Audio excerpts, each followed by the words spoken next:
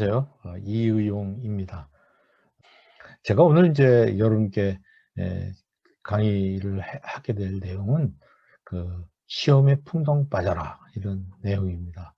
뭐 시험이 뭐 바다도 아니고 물도 아닌데 풍덩 빠지라는 것은 그만큼 우리가 시험 속에 깊이 좀 들어가서 시험을 좀 잘 치렀으면 좋겠다 그런 생각으로 한번 이름을 풍덩 시험에 빠져라 이렇게 지어 본 겁니다. 중간고사도 있고 또 기말고사도 있고 우리는 그 대학생들은 늘 시험 속에서 삽니다. 하긴 뭐 대학 들어오기 전까지는 더 시험 지옥에서 여러분이 살았겠죠. 그래도 이제 고등학교까지의 시험과 이 대학교 시험은 상당히 좀 다른 점이 많이 있기 때문에 여러분들이 시험에 대해서 잘 공부를 해 주셔야 이것도 대학 생활에서 굉장히 중요한 부분이라고 볼 수 있습니다. 제가 인제 다른 대학에서 학생들에게 시험을 어떻게 잘 볼 것인가 강의를 했습니다. 그리고 그 결과를 이제 학생들한테 소감을 좀 적어 달라고 그랬더니 제 카톡으로 이렇게 보내 왔는데 몇 개를 좀 정리해서 보여 드리도록 하겠습니다. 제 강의를 듣고 공부를 어떻게 해야 되는지 좀 알게 됐다는 내용이 있었습니다. 그리고 '체력을 좀 길러야 되겠다.' 또 '앞으로 지속적인 그 공부하는 습관을 길러야 되겠다.' 학생들에게 이 공부하는 것 또 시험 잘 보는 것은 굉장히 중요한 건데 '그동안 놓치고 있었다.' 뭐 이런 이야기도 있어요. 그리고 성적은 노력한 만큼 나온다는 것을 항상 인지하는 것이 중요하다. 그렇죠. 아마 여러분도 그렇게 생각하고 계실 것 같아요. 이 정말 이 시험이라는 것은 평상시에 얼마나 공부했느냐에 따라서 그 결과가 나오게 되어 있죠. 그리고 인제 시험을 우리가 이야기하기 전에 공부를 어떻게 하는가 학습법에 대한 이런 것이 참 중요하다는 것을 알 수 있습니다. 왜냐면 공부를 열심히만 하는 게 아니라 아주 그 지혜롭게 학습을 하는 그 습관을 기르고 방법을 알아야 결과적으로 인제 성적도 좋아질 수 있겠죠. 많은 것을 알게 되니까. 그리고 인제 공부할 때 공부하고 쉴 때 쉬는 것이 참 중요하다. 이게 세상에 제일 그 어려운 일이라고 하지 않습니까? 공부할 때 공부하고 쉴 때 쉬는 것.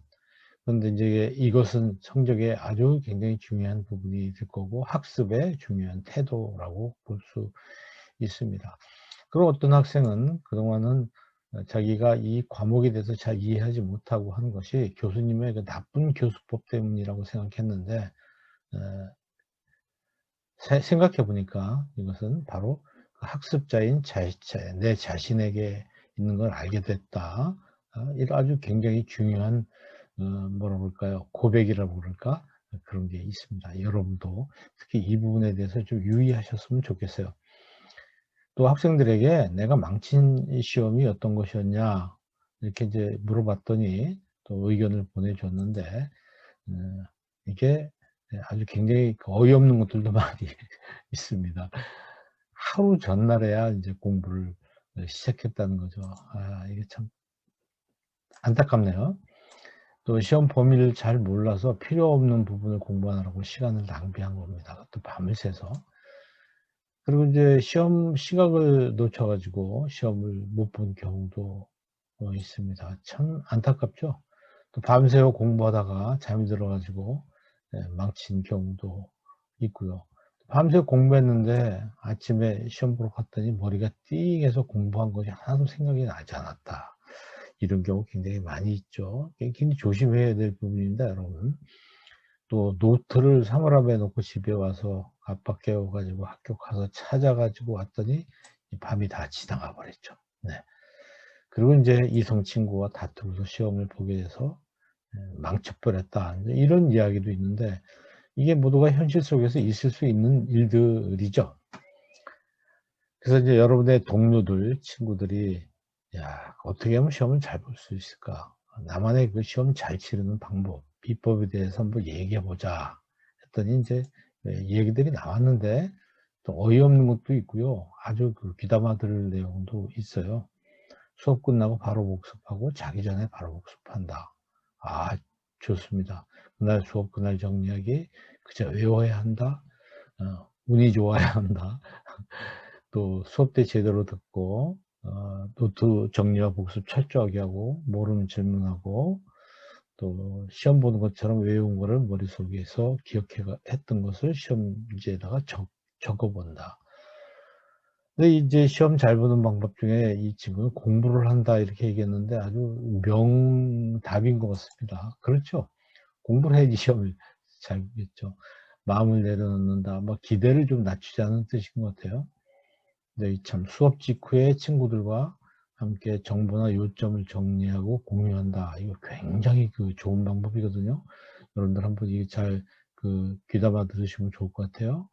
그리고 이제 일단 수업에 관심이나 흥미를 갖자.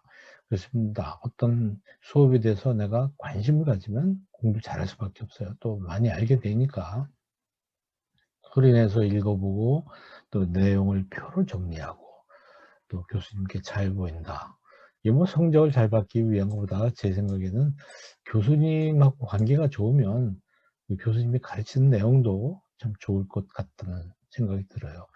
그리고 이제 이걸 자기가 공부한 것을 서술형으로 쓰기 위해서는 굉장히 많은 뭐랄까 글쓰기 표현 능력이 좀 필요하다는 이야기를 해주고 있는데 아주 중요한 부분이죠. 왜냐면 이 시험이라는 건요, 교수님하고 소통하는 건데, 이제 페이퍼, 문서를 통해서, 시험 문제라는 문서를 통해서 소통하는 거거든요.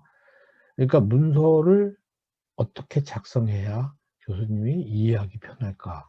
그것은 글쓰기하고 굉장히 관련이 있고 표현법하고 관계가 있다고 볼 수가 있죠. 그리고 이제 뭐 조금 가슴을 좀 울리는 지난 학기 성적표를 한번 꺼내 봐서 안타까운 마음을 가지면 공부를 할 것이다. 그런 얘기죠. 뭐 등록금 생각, 또 등록금 마련하시는 부모님 생각, 또 이제 우리 교수님이 어떤 분인가, 어디에 관심이 있는가 이런 걸 살펴보는 것도 굉장히 중요하리라고 저는 생각을 합니다. 교수님의 스타일, 뭐 교수님의 수업 목적 같은 걸 알기 위해서는 교수님에 대해서 연구하는 게 좋죠. 그리고 지난 학기 수강자의 도움을 받고 족보를 구하고 시험 직전까지 실컷 놀다가 빠꾸한다는 얘기는 이제 이거는 망하는 경우에 해당되는 것이고, 모르는 문제에 대해서 답 대신 교수님 칭찬하는 걸 적는다. 이것도 좀 잘못된 생각일 겁니다. 근데 이제 우리는 왜 이 필기 시험을 볼까에 대해서 좀 생각해 볼 필요가 있죠. 필기 시험을 보는 이유는 공부를 시키려고 하는 겁니다. 이제 시험도 공부거든요. 이제 수업 내용 중에서 굉장히 중요한 부분들을 범위를 내주고 그것을 다시 한번 공부하게끔 수업 중에 했지만 다시 한번 공부하게끔 중요한 부분을 찾아서 이렇게 문제를 내는 거죠. 또 하나는 점수 매기기 위해서 하는 겁니다. 점수 매기기 위해서. 이건 뭐죠? 그러려면 틀릴 수 있게 어렵게 출제를 할 수밖에 없어요. 그러니까 이제 중요한 부분을 다루되 학생들이 자칫 틀릴 수 있도록 어렵게 출제를 해야 순서가 이제 정해지고 성적을 매기기가 편해지는 것이죠. 어쨌든 간에 이 암기력 의존하는 평가는 바뀌어야 됩니다. 전 필기 시험이 한 10%나 20% 정도 차지하고 리포트라든지 구술평가 같은 것이 많이 차지해야 된다고 생각합니다. 실제로 제가 하는 수업들은 필기 시험은 없습니다. 저는 뭐 굉장히 오래전부터 필기 시험을 없애고 리포트라든지 뭐 이런 걸 통해서 발표라든지 실습 이런 걸로 이제 점수를 매겼죠. 특히 리포트 같은 것은 굉장히 성실하게 매주 한 페이지짜리 리포트를 쓰게 함으로써 그 성실성에 의해서 학업에 대해 얼마나 관심 있고 공부를 했는가 성과를 보는 것이기 때문에 굉장히 중요한 평가 방법이라고 생각을 합니다. 저는 앞으로 이런 평가 방식이 많이 달라져야 된다 이렇게 생각을 해요. 그렇죠. 우리 암기력이 나쁜 사람은 시험을 잘 볼 수가 없어요. 뭐 저도 암기력이 굉장히 나쁘거든요, 학교 다닐 때. 그래서 뭐 성적이 좋지 않았습니다. 그렇지만 암기력 말고 다른 부분에서는 또 우수한 부분이 있었기 때문에 또 교수도 되고 공부를 할 수 있었다고 봅니다. 평가 방법이 두 가지라는 것은 여러분이 잘 아실 거예요. 근데 이제 이 상대평가가 우리 생활 속에 너무 깊이 들어와 있기 때문에 안타깝죠. 상대평가는 좋지 않습니다. 절대평가라는 것은 뭐 어느 정도의 점수가 되면, 실력이 되면 그 점수를 받게 해 주는 것이죠. 뭐 그 좋은 예가 운전면허 시험 같은 거. 그러니까 뭐 1 등이 몇 명일 필요 없고요. 그냥 어떤 적정한 선만 넘으면 합격되는 패스, 노패스도 거기에 해당된다고 볼 수가 있습니다. 그러나 인제 에 학교 당국이나 정부 당국에서는 상대평가를 항상 이렇게 학교에 요구를 하기 때문에 우리 학생들이 뭐 예를 들어서 99점, 100점, 98점 이렇게 성적이 다 몰려 있는 데서도 1 등부터 40 등까지, 1 등부터 50 등까지 정해지고 거기서 A, B 플러스 B, C 이런 것들이 구분될 수밖에 없으니까 이 상대평가는 굉장히 그 불공평한 방법이라고 생각이 됩니다. 자, 이제 우리가 시험을 잘 본다는 것은요, 시험을 잘 치를 수 있는 테크닉, 그걸 의미하지 않습니다. 그 이전에 우리들의 학습 방법을 상당히 많이 고쳐야 됩니다. 그래야 우리가 시험도 잘 볼 수가 있죠. 왜냐면 시험이라는 것은 학습한 결과를 테스트하는 것이기 때문에 학습이 매우 중요합니다. 근데 제가 인제 몇 가지를 여러분한테 인제 조언을 해 드릴 텐데 여러분 본인은 어떻게 하고 있는지 잘 한번 살펴보시면 좋겠어요.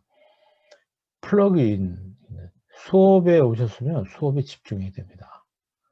이게 딴짓하는 순간에 중요한 걸 놓치고 또 잃어버리게 되잖아요. SNS를 한다든지 좋은다든지. 그래서 마치 플러그를 이렇게 꼽듯이 수업에 자기를 올인하는 것이 굉장히 중요합니다. 이것이 잘 돼야 여러분들이 교수님하고 의사소통이 되면서 뭔가 그 교수님의 어떤 학습 방법 같은 것들이 여러분한테 소통이 된다고 볼 수가 있거든요. 귀를 기울이고요. 눈이 교수님에게로 가 있고 그래야 인제 돼요. 그런데 인제 우리들이 학습 태도를 교수 입장에서 보면 굉장히 산만하고 또 잠시 못 참고 스마트폰을 뭐 책 앞에다 이렇게 포개해서 가리고 본다든지 하는 이런 안타까운 모습들을 많이 볼 수가 있죠. 그다음에 인제 수업 전체의 흐름을 좀 파악하라는 겁니다. 수업 전체 흐름. 예. 수업 계획서를 여러분 살펴보시면 수업의 목적과 또 목표 그런 것들이 나와 있습니다. 이걸 잘 봐야 됩니다. 이번 학기에 이런 것 때문에 이 수업을 한다는 것, 그리고 이 수업을 하면 뭐뭐를 할 수 있게 된다는 거, 이런 것들이 인제 잘 나와 있으니까 그걸 살펴보시고 수업을 하시는 게 좋겠고요. 그런 의미에서 보면은 수강 신청할 때 여러분이 수업 계획서를 아예 보지도 않고 수강 신청을 하는 경우가 많이 있죠. 첫 시간에 가서 뭐 아닌가벼 그러고 다른 수업으로 가고, 참 이거 우리 대학의 큰 병폐라고 봅니다. 교과서의 목차를 또 잘 이해하셔야 돼요. 책이라는 것은 목차가 굉장히 중요하고 그 목차를 하나 만들기 위해서 이 저자는 굉장히 오랜 시간을 보내거든요. 그러니까 이 목차를 잘 보고 이 저자가 이것을 통해서 전달하고자 하는 의미를 잘 파악을 해야 됩니다. 근데 인제 또 여러분들이 교수님을 이렇게 강의하시는 분으로만 이렇게 하고 여기고 직접 소통을 잘 안 하시잖아요. 근데 인제 이 학습 방법이라는 것은요, 교과 내용에 따라서 굉장히 달라요. 그래서 그 수업은 어떻게 공부를 하면 좋은가, 그 방법을 좀 알아야 되는데 그건 교수님한테 여쭤보면 교수님들이 굉장히 잘 알고 계시잖아요. 거기에 맞춰서 나의 학습 목표를 계획을 세우고요. 그래야 됩니다. 그래서 아무리 교수님이 수업 계획서를 잘 써 가지고 잘 가르친다 하더라도 학생이 좋은 학습 계획서를 가지고 있어야 이제 둘이 이렇게 만나서 빛이 난다고 말할 수 있죠. 자, 그리고 이제 교실에서의 여러분의 그 학습 태도에 굉장히 중요한 게 어느 자리에 앉아서 수업을 하느냐 이거거든요. 저는 뭐 늘 그 교수님과 자주 소통하면서 친해져야지 수업이 된다고 생각을 해요. 그렇지 않겠습니까? 교수님하고 대화를 해야지 이 교수님의 생각을 읽을 수 있고 또 대화가 돼야지 내가 모르는 걸 표현할 수가 있잖아요. 그래서 저는 여러분들이 교수님하고 한 학기 뭐 그 이상도 중요하지만 친해지셨으면 좋겠어요. 저는 뭐 수업할 때 학생들하고 굉장히 친하게 지냅니다. 늘 서로 인사하고 또 인사하도록 제가 가르치고요. 그래서 잘 경청하셔야 되고요. 또 교수님의 이야기에 맞장구도 쳐 드리고 모르면 꼭 질문해야 됩니다. 그런 점에서 저는 여러분이 앉을 때 어디에 앉아야 되냐면은 이런 인사하고 경청하고 맞장구하고 질문하고 교수님의 숨소리를 들을 수 있고 그러려면은요. 앞자리가 굉장히 중요합니다. 제일 앞자리에 고정적으로 앉아서 교수님께 이제 이야기를 하는 것이 굉장히 좋죠.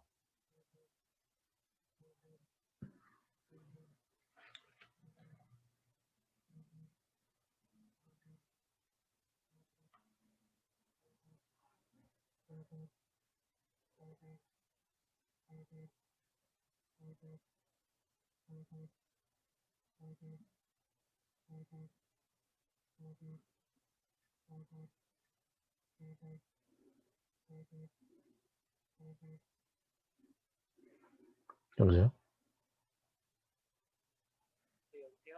네네. 아, 그래. 나 지금 뭘 작업을 하고 있는 중이니까 지금 통화를 할 수가 없다. 내일 낮에 통화하고 어떻게 밤늦게 통화하지 마. 응? 응. 지금 내가 좀 다른 일 하니까. 음.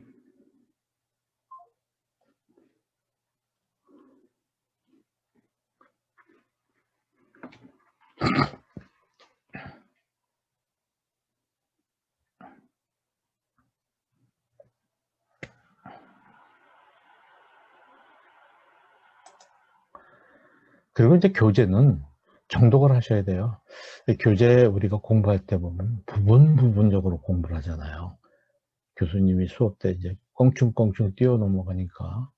그래서 이제 뛰어 넘어간 부분만 공부를 하면 연결이 되질 않아요. 그래서 교재 전체를 잘 살펴보고 빠진 부분도 이해를 해야 징검다리 다음 다리가 이해가 가니까 이렇게 대충대충 공부 안 했으면 좋겠다 생각이 됩니다. 여러분들이 이렇게 너무 건성건성 공부하는 습관 때문에 고등학교 때 성적이 뭐 좋지 않을 수 있어요. 그리고 이렇게 정독을 하지 않고 늘 대충대충 해서 성적이 나쁘니까 여러분들이 진로가 원하는 대로 되지 않는 것이다. 전 그런 생각을 해봅니다. 여러분이 이런 습관을 바꾸고 방법을 바꿔야 됩니다. 공부짝을 꼭 만드셨으면 좋겠어요. 같은 수업을 듣는 친구들을 꼭 사귀어서 그 친구하고 같이 공부를 해 나가는 거죠. 이제 공부라는 게요. 혼자 이렇게 독서실 같이 칸막이에 들어가서 혼자 공부하는 시대가 아니고 이제는 동료와 서로 아는 것을 공유하고 나누고 그렇게 하는 시대로 바뀌었습니다. 그래서 공부짝을 꼭 만들어서 그 친구와 내가 몰랐던 걸 그 친구한테 배우고 그 친구가 모르는 걸 그 친구한테 가르쳐 주고 수업 시간에 잘 이해 못했던 걸 배우고 그러니까 짝이 1대1이 좋지만은 사실은 3명이 훨씬 더 좋다고 저는 생각을 하거든요. 그리고서 이제 공부한 내용을 그때그때 정리를 해야 돼요. 동료와 질문하고 또 설명하라. 그래서 방금 말씀드린 거예요. 오늘 공부한 거는 오늘 정리를 해야 돼요. 그리고 방금 공부한 거는 지금 정리를 해야지 그것이 내 기억 속에 남지. 자, 이걸 지금 공부한 내용을 오늘 밤이나 내일이나 모레나 또는 일주일 후에 보면요, 그 배경이 하나도 생각나지 않습니다. 예. 그래서 그런 점에서 여러분들이 참 이런 부분에 주의해야 될 것 같습니다. 그리고 아는 것과 모르는 것을 안다는 것이 굉장히 중요하지 않습니까? 아는 것과 모르는 것을 안다. 내가 뭘 모르는지를 알아야 돼요. 그래야지 모르는 걸 알게 할 수가 있거든요. 모르는 거를 대충 그냥 모르고 넘어가요. 보세요. 아는 건 아니까 그냥 넘어가면 뭐 더 남는 게 없잖아요. 모르는 거를 찾아서 모르는 걸 알아야 뭔가 전체적으로 내가 학습량이 늘어나는 것, 지식이 커진다고 볼 수가 있지 않습니까? 그래서 물어봐야 돼요. 이걸 메타인지라고 그러죠. 내가 아는 것을 아는 거. 내가 무엇을 모르는지 그 모르는 걸 아는 거. 이것이 메타인지라는 건데 굉장히 중요한 부분입니다. 이런 것을 여러분들이 잘 아셔야 학습을 잘 하실 수가 있다고 생각합니다. 수업의 지각결석이라는 것은 복구가 거의 불가능하죠. 자기가 그 수업에 참여 안 한다면 뭐 그냥 복구할 방법이 없어요. 친구한테 물어본다고 하지만 친구가 교수님 같이 나한테 얘기해 줄 수는 없겠죠. 요즘 같으면 이렇게 녹화해서 보면 또 뭐 좋겠지만 이 교실 수업에서는 지각과 결석은 굉장히 나쁩니다. 특히 지각은 굉장히 나쁜 습관이거든요. 그런 점에서 여러분들이 지각 결석을 하면 수업에 관심이 떨어지고, 관심이 떨어지면 지각 결석을 또 하게 되고, 그러면 그 수업에 대해서 잘 모르게 돼요. 교수님도 잘 모르고 또 관계도 나빠지고 굉장히 나쁜 일이죠. 그래서 평소에 이 좋은 수업 태도가 평가에 반영될 수밖에 없습니다. 여러분 늘 정해진 자리, 앞자리에 앉아서 교수님과 눈을 맞추고 질문하고 반응해 주고 이런 학생은 성적이 잘 나올 수밖에 없어요. 왜? 인간관계도 좋아지지만 바로 앞자리에서 그렇게 소통을 잘했기 때문에 뭐 많이 알게 되잖아요. 많이 알게 되고 교수님이 생각하는 것, 교수님의 마음을 읽을 수 있기 때문에 공부를 잘할 수밖에 없겠죠. 자, 이런 걸 우리가 좀 잘 살펴봤으면 좋겠습니다. 자, 우리가 또 그 시험을 앞두고 학습하는 방법 몇 가지를 또 좀 살펴보도록 그렇게 하겠습니다. 자, 수업 전후 여러분들이 하루에 피크 타임이 언제인가요? 여러분의 피크 타임이 언제입니까? 저는 지금 제가 이 녹화하는 시간이 12시가 밤 12시가 넘었거든요. 지금이 저한테 피크 타임이에요. 이때가 가장 생체 리듬이 활발하고 또 뭐랄까 집중이 잘 되고 그렇습니다. 그런데 피크 타임이 아닌 시간에 하고 지금 피크 타임하고 어떤 차이가 있을까요? 피크 타임이 아닌데 한 2시간 해야 될 일이 이 피크 타임에는 뭐 30분이면 해결되는 경우도 굉장히 많이 있습니다. 그러니까 자기의 피크 타임이 언젠가를 잘 찾아서 그때 중요한 일을 하라는 말씀을 드린 거죠. 그러니까 어떤 사람은요, 계속 바빠요. 계속 바쁜 이유는 뭐냐면 피크 타임에 그 일을 해야 되는데 피크 타임을 못 찾고 거꾸로 하니까 시간이 효과적으로 사용되지 못한다고 볼 수가 있어요. 뭐 얼마나 오랫동안 일을 하느냐보다 중요한 거는 언제 일하느냐가 굉장히 중요한 거죠. 그러니까 A라는 공부를 하는데 뭐 몇 시부터 몇 시까지 공부하느냐가 중요하지 이 일하는데 몇 시간 걸리느냐 이것은 시간을 경영하는데 굉장히 잘못된 생각이라는 겁니다.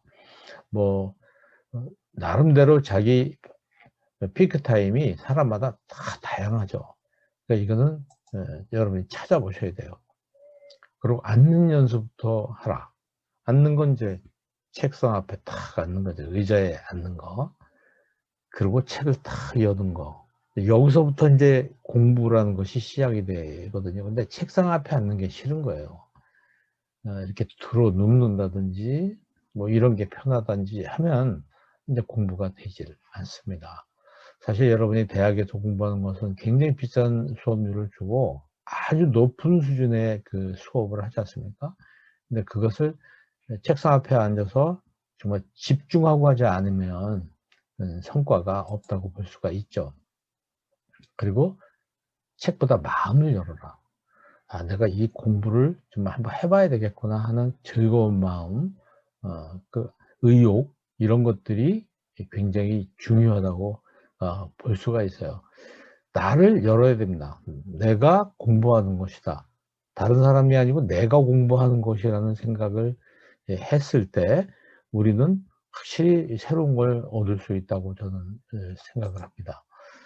자, 이제 망각의 곡선이라는 걸 하나 말씀드리고 싶은데, 망각의 곡선이라는 것은 어떤 내용을 내가 머릿속에 넣었을 때 그것이 시간이 지날수록 급속히 줄어든다는 거예요. 그래서 예를 들면 하루가 지나면요, 뭐 20% 정도, 사람에 따라 다르지만요, 그것밖에 안 남고 다 없어져 버려요. 그리고 이제 일주일 후에 그걸 본다. 그러니까 일주일 전에 했던 수업 내용을 와서 책을 펴놓고 한번 보세요. 하나도 생각이 안 나거든요. 다 잊어버렸다는 얘기죠. 그러면 이런 건 어떤가 싶어요. 여러분, 오늘 수업을 했잖아요. 오늘 수업 끝나자마자 이 수업 내용을 정리하는 거 그게 제일 좋은 거예요. 예를 들면 그 15분이면 끝날 수 있다고 쳐봅시다. 근데 이게 오늘 밤에 가면요, 1시간 걸립니다. 그리고 며칠 지나면요, 2시간 걸리는 게 아니라 그 내용을 다시 회복하기가 어려워져요. 그러니까 우리는 수업하고 다 잊어버리고 다음 주에 또 만나서 그 다음 거 수업하고 그 다음 거 수업하지만 서로 연결이 되지 않아서 한 학기를 공부해도 뭘 배웠는지 모르겠는 거예요. 그래서 제일 좋은 방법은 그날 수업을 마친 다음에, 자, 이런 수업의 내용이라면 어느 부분에서 시험 문제가 나오겠는가, 예상 문제도 뽑고 족보를 만들어 보는 겁니다. 그래서 정리를 해서 쌓아두고, 그렇죠. 그러고 이제 계속 하다가 중간고사 때쯤 되면 그것만 찾아서 살펴본다면 굉장히 짧은 시간 내에 공부를 할 수가 있거든요. 한번 생각해 보시기 바랍니다. 그리고 이제 통학 시간을 잘 활용하는 것도 좋죠. 스마트폰을 이용해서 공부를 한다든지. 그래서 이 통학 시간을 절대로 낭비하지 마세요. 또 그렇다고 해서 통학 시간에 꼭 공부만 하라는 건 아닙니다. 통학 시간에 잠을 충분히 자도 효과적인 시간이 될 수가 있을 거예요. 자, 무엇보다 이제 중요한 것은 체력이라는 것입니다. 체력. 체력이라는 것은 굉장히 중요한 것이죠. 여러분, 뭔가 이렇게 조금 활동을 한 다음에 몸이 약한 사람은 어떡하나요? 피곤해서 드러눕죠. 그리고 자요.